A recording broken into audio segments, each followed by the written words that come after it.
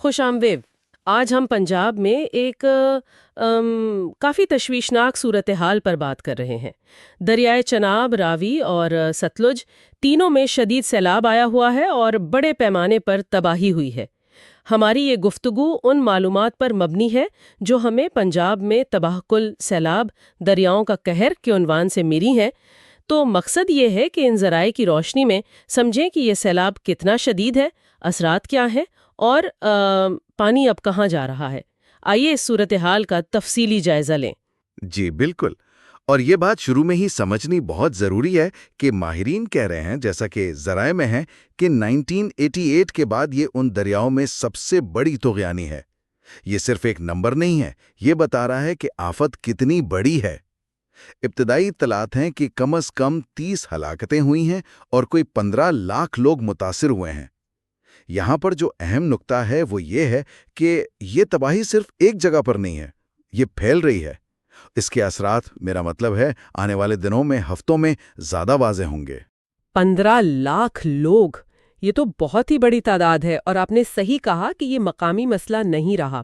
P D M اے یعنی صوبائی disaster management authority, ان کی رپورٹس بھی یہی بتا رہی ہیں۔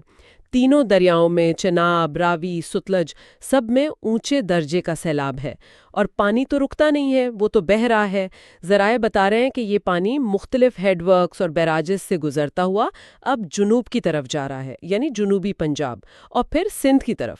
جی، اور یہ جو 1988 والی بات ہے نا، یہ اس لیے بھی اہم ہے کہ پچھلے آپ سمجھیں 30-35 سالوں میں دریاؤں کے کناروں پر ان کے فلڈ پلینز میں بہت زیادہ آبادیاں بن گئی ہیں، انفراسٹرکچر بن گیا ہے۔ جیسے ذرائع میں ذکر ہے نا، رہائشی سوسائٹیوں کا ڈوبنا، وہ اسی طرف اشارہ ہے۔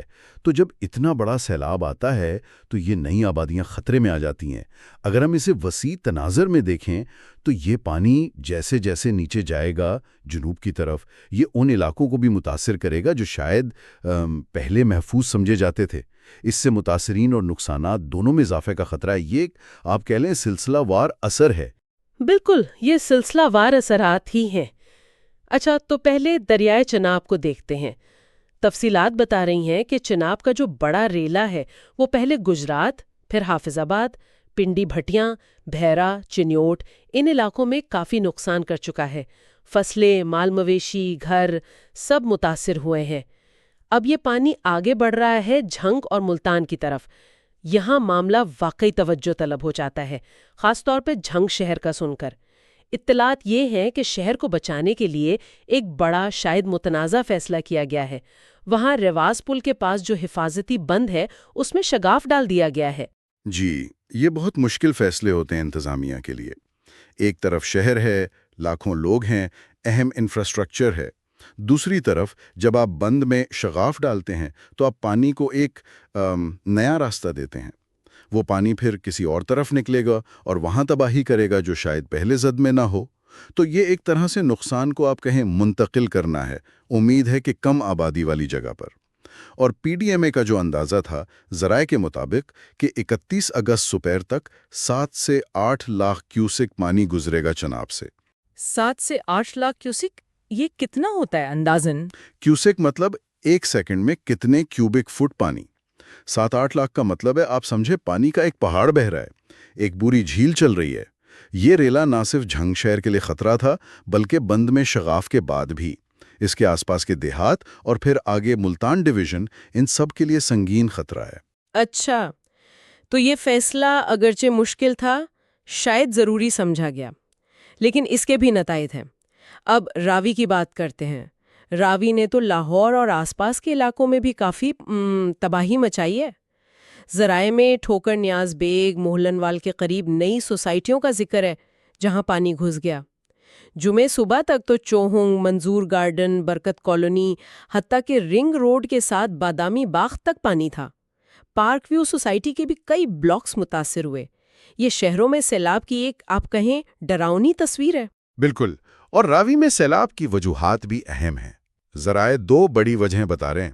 ایک تو ظاہر ہے بالائی علاقوں میں شدید بارشیں، شمالی پنجاب، شاید مقبوضہ کشمیر میں بھی۔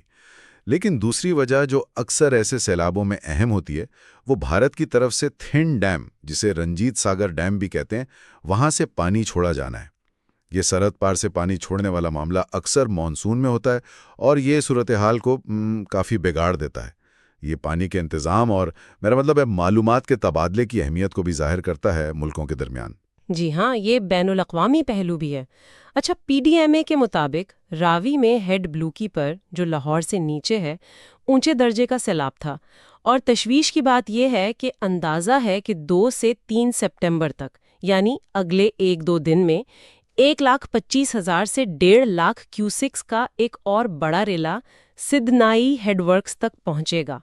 سدنائی ہیڈ ورکس جہاں سے پانی کنٹرول ہوتا ہے۔